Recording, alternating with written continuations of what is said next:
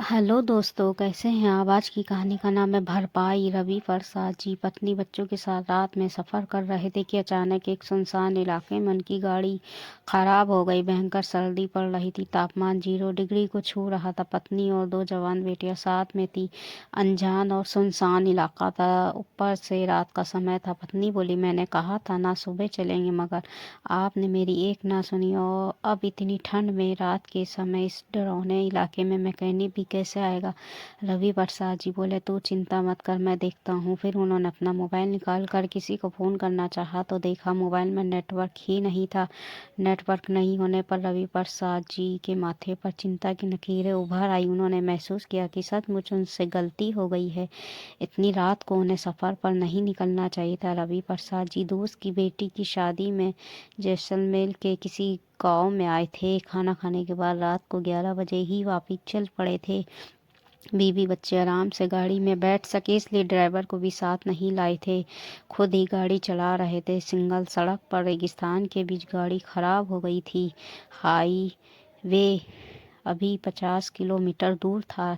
चारों प्राणी किसी मदद के इंतजार में गाड़ी में डुबके बैठे थे, मगर रात के 12 बजे उस सुनसान सड़क पर मदद मिलना मुश्किल था। सर्दी बढ़ रही थी, गाड़ी ठंडी होती जा रही थी। रवि प्रसाद जी की पत्नी और बेटियां उन्हें कोस रही थी कि वो रात में ही क्यों चल पड़े, सुबह भी आ सकते थे। बैठे बैठे रात के 3 बज चुके थे। बर्फ जैसी ठंड के कारण सभी के दांत बज रहे थे। रवि प्रसाद जी हिम्मत करके गाड़ी से बाहर निकले। फिर चांदनी रात की सड़क के दोनों तरफ देखा। अचानक उन्हें दूर सड़क पर एक दुकान सी दिखाई दी। वो चलकर दुकान के पास पहुंचे। सचमुच वो दुकान ही थी। काठ का बना छोटा सा खोखा था, जिसके सामने एक बहुत ही छोटा सा पत्थरों से बना चबूतरा था। शायद किसी किसान ने अपने खेत में दुकान लगा ली थी ताकि दिन में 150 की मजदूरी हो जाए। रवि प्रसाद जी तुरंत समझ गए कि ये चाय की ही दुकान है। दिन में जरूर खुलती होगी। रात में सड़क पर वाहन ना के बराबर थे, मगर दिन में तो बहुत सारे चलते होंगे। दुकान को देखकर रवि प्रसाद जी को चाय की तलब जाग गई। वैसे भी सभी प्राणी कड़कड़ाती सर्दी में ठिठुर रहे थे। अगर गरम गरम चाय मिल जाती तो सबको थोड़ी राहत मिल जाती। रवि प्रसाद जी ने दुकान पर लगे ताले की तरफ देखा। वो छोटा और कमजोर सा था। उन्होंने एक पत्थर उठाया और ताले को तोड़ने लगे। ताला पत्थर के ज्यादा प्रहार नहीं सह पाया और टूट गया।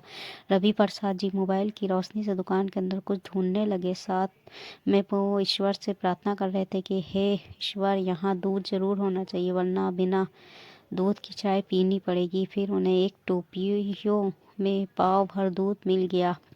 जल्दी में खराब नहीं होगा, ये सोचकर दुकानदार शायद दूध दुकान में ही छोड़ गया था। फिर रवि प्रसाद जी ने गैस जलाकर चाय बनाई, फिर कुछ बिस्किट लिए और चाय लेकर गाड़ी में अपने परिवार के पास पहुंचे। कहते हैं ना, डूबते को तिनके का भी सहारा होता है। सब ने गरम गरम चाय पी और बिस्किट खाए तो उनकी कुछ सर्दी दूर हुई। फिर रवि प्रसाद जी ने कांच के गिलास वापिस दुकान में रख दिए। दुकान में ज़्यादा कुछ सामान नहीं था। रवि प्रसाद जी ने सोचा, जरूर ये किसी गरीब की दुकान है, इसलिए उनके दिल में रहम उपजा कि इसका जितना नुकसान किया है उसकी भरपाई तो जरूर करनी चाहिए। फिर कुछ सोचकर रवि प्रसाद जी ने 500 के 20 नोट निकाले और दुकान में रख दिए। फिर टूटे हुए ताले को कुंडी में अटका कर वापिस गाड़ी में आ गए। अभी वो गाड़ी में बैठे ही थे कि उनके पास एक ट्रक आकर रुका। ट्रक का ड्राइवर भला आदमी था। उसने परेशानी पूछी तो रवि प्रसाद जी ने कहा, पता नहीं भाई क्या हुआ है, गाड़ी अचानक बंद हो गई है।